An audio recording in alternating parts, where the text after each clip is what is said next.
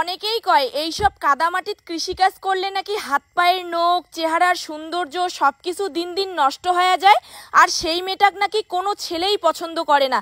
কিন্তু মুই মনে করং যে নারী রাধে সেই নারী কিন্তু চুলো বাঁধে। So hello everyone, good morning সকাকে। কেমন আছেন সবাই? মুই তো খুব ভালো আছং, তোমরা কেমন আছেন অবশ্যই কমেন্ট করে জানাবেন। তো যাই হোক, এলা যেহেতু বর্ষাকাল, আর এই বর্ষাকালে কিন্তু বড়লোক মানসিগুলার সুবিধা, কিন্তু আমার মতো গরিব মানসিগুলার সুবিধার থেকে বেশি অসুবিধা। কারণ এই বর্ষাকালে আমার মতো গরিব মানসিগুলার কিন্তু খুবই কষ্ট হয়। আর আমার মতো যার যার বাড়ির গরু, ছাগল, হাঁস, মুরগি চড়াই আছে তাই জানে এই বর্ষাকালে যে ওই অবলা প্রাণীগুলোকে নিয়ে কত কষ্ট, কত যে জ্বালা যন্ত্রণা। যাই হোক, সকাল সকাল মুই আর ভাই মিলিয়ে রঘুর মা আর সুজিক নিয়ে গেছি নদীর পার।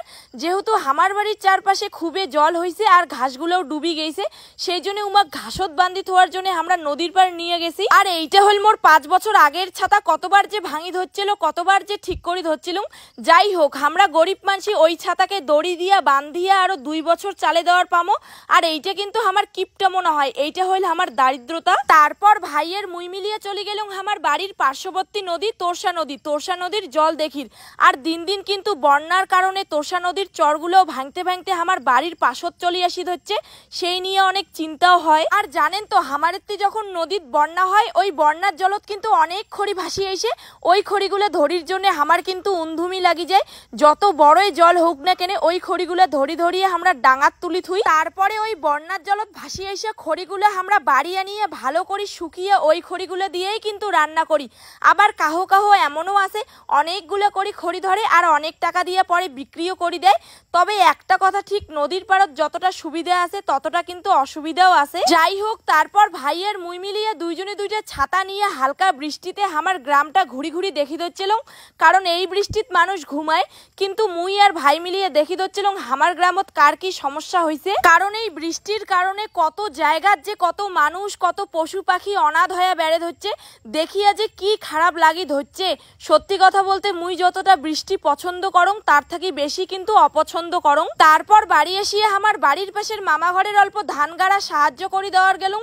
মুই মনে করং সব কাজে অল্প অল্প জানা দরকার। কারণ কথায় আছে, কর্মা হও কিন্তু কুড়িয়া না হও।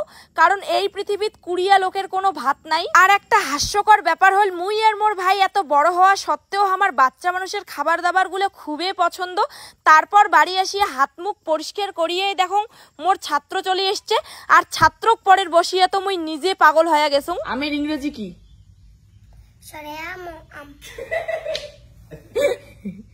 ইংরেজি বলো। ম্যাঙ্গো। ম্যাঙ্গো বানান কি?